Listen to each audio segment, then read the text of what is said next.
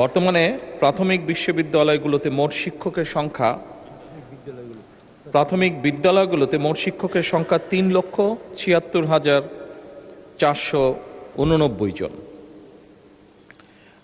এর মধ্যে চতুর্থ প্রাথমিক শিক্ষা উন্নয়ন কর্মসূচির আওতায় ইতিমধ্যেই 1,30,000 শিক্ষককে ইংরেজি বিষয় প্রশিক্ষণ প্রদান করা হয়েছে।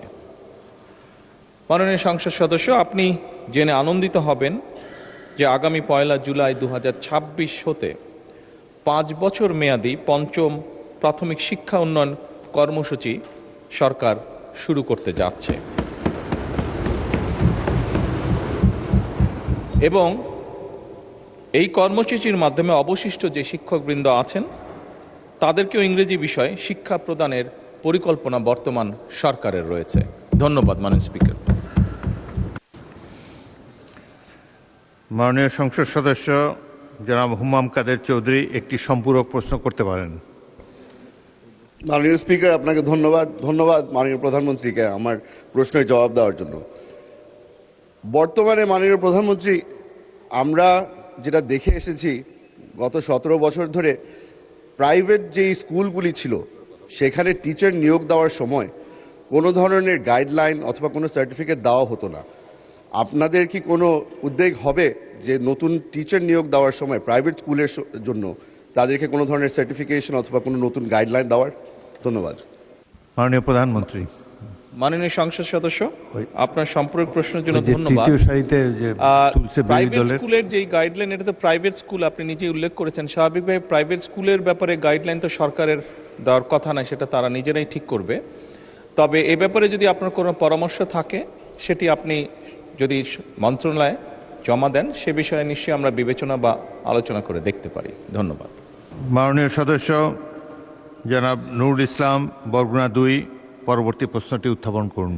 মাননীয় প্রধানমন্ত্রী, অনুগ্রহ করিয়া বলিবেন কি দেশের দক্ষিণাঞ্চলের উপকূলীয় এলাকায় ভৌগোলিক গুরুত্ব, জলবায়ু পরিবর্তনের ঝুঁকি, জলোচ্ছ্বাস, সাইক্লোন, প্রাকৃতিক দুর্যোগ এবং এই অঞ্চলের বিশাল জনগোষ্ঠীর অর্থনৈতিক মুক্তি এবং টেকসই উন্নয়নের নিশ্চিতকল্পে সরকার কর্তৃক পৃথক একটি উপকূলীয় বিষয়ক মন্ত্রণালয় গঠন করা হইবে কিনা, হইলে তাহা কবে নাগাদ বাস্তবায়ন করা হইবে?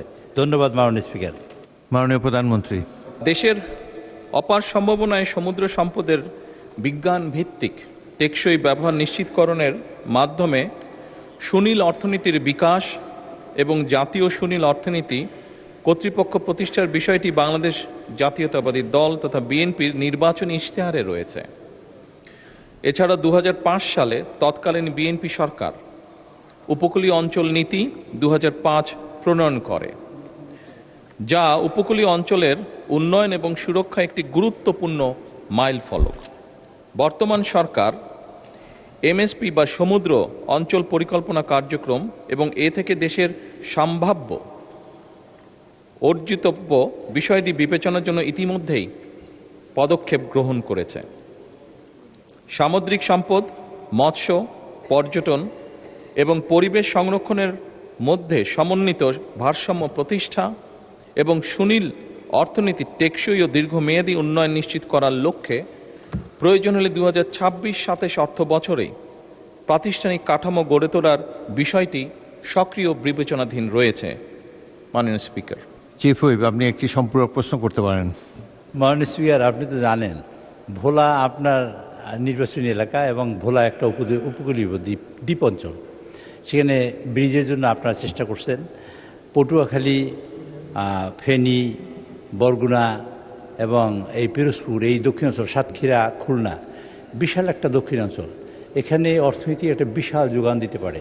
আমাদের মাননীয় প্রধানমন্ত্রী বলেছেন ব্লু ইকোনমির কথা। ব্লু ইকোনমিতে 8টি বিষয় আছে, যেমন আমরা সাগরে মাছ ধরতে পারি, এক্সপ্লোরেশন করতে পারি, গ্যাস তেল, আমরা করতে পারি ship building, ship repairing, ship breaking ইত্যাদি এই জাতীয় কাজ। এবং সব মিলিয়ে যে বিষয়টা হলো, মাননীয় স্পিকার, আপনার মাধ্যমে জানতে চাই, নেপাল একটি অঞ্চল, দেশ যেখানে সাগর নেই এবং তার একটা ল্যান্ডলকড এরিয়া, আর আমাদের অপার সাগর আছে, আমরা কাজে লাগাতে পারি না। তার মধ্যেও এই উপকূলীয় অঞ্চলের মানুষ অত্যন্ত দুর্ভোগের শিকার হয়। সাইক্লোন, ঝড়ঝা, ভূমিকম্প যখন তৈরি হয়, এবং উপকূলীয় অঞ্চলের মানুষ প্রকারান্তরে সারা বাংলাদেশের মানুষের মধ্যে অত্যন্ত গরিব।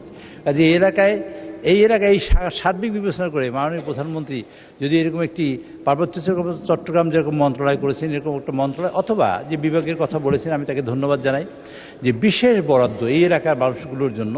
এবং উপকূলীয় অঞ্চল ইতিমধ্যেই কিন্তু উপকূলীয় অঞ্চলে একটা ঘোষণা করা হয়েছে এবং সেখানে মানে আলাদা বরাদ্দ দেওয়া হয়। আমি মনে করতে চাই, মানে আমি বলতে চাই মাননীয় প্রধানমন্ত্রীর কাছে, উপকূলীয় অঞ্চলে যারা আছেন সকল মাননীয় সংসদ সদস্যদের সমন্বয়ে অথবা সরকার যদি বিবেচনা করেন যে তাদের বরাদ্দ বেশি এবং উপকূলীয় অঞ্চলে তাদের যোগাযোগ ব্যবস্থা নিশ্চিত এবং তাদের সার্বিক উন্নয়নের লক্ষ্যে আর বর্ধিত কোনো কার্যক্রম তিনি গ্রহণ করবেন কিনা মাননীয় স্পিকার, এটা আমি জানতে চাই মাননীয় প্রধানমন্ত্রীর কাছে।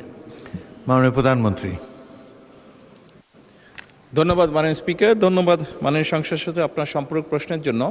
আপনি নিশ্চয়ই খেয়াল করেছেন আপনার যে মূল প্রশ্নটি ছিল সেখানে আমি উল্লেখ করেছি যে আমাদের নির্বাচনী ইশতেহারে ব্লু ইকোনমির বিষয়ে একটি কম বেশি ডিটেল পরিকল্পনা আছে।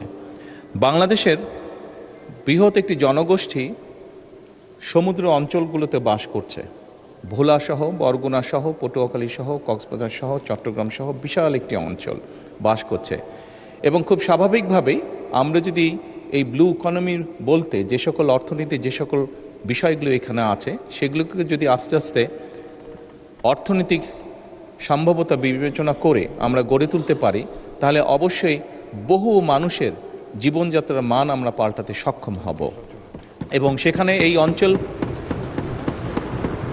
এবং এই বিশাল অঞ্চলকে ঘিরে বিশাল একটি অর্থনৈতিক অঞ্চল গড়ে উঠবে, যা সামগ্রিকভাবে দেশের অর্থনৈতিক একটি শক্তিশালী অবস্থানে নিয়ে যাবে অবশ্যই ইনশাআল্লাহ। এবং সেজন্যই এবং এই সকল বিষয় বিবেচনা করি আমরা আমাদের নির্বাচনী ইশতেহারে এই বিষয়টিকে অত্যন্ত গুরুত্বের সাথে তুলে ধরেছি এবং সরকারের বিভিন্ন মন্ত্রণালয় এরই ভিতরে ধীরে ধীরে পরিকল্পনাগুলো গ্রহণ করা শুরু করেছে। এটি যেহেতু একটি বিশাল বিষয়, সেই জন্য এটার ফল পেতে কিছু সময় লাগবে। তবে আমরা দৃঢ়ভাবে বিশ্বাস করি ইনশাআল্লাহ আমরা সঠিক পরিকল্পনা নিয়ে এগোতে সক্ষম হলে আমরা দেশের বিশাল একটি অংশ এবং সেই অংশে বসবাসরত মানুষদের জীবনযাত্রা সুন্দরভাবে পরিবর্তন করতে সক্ষম হব। ধন্যবাদ।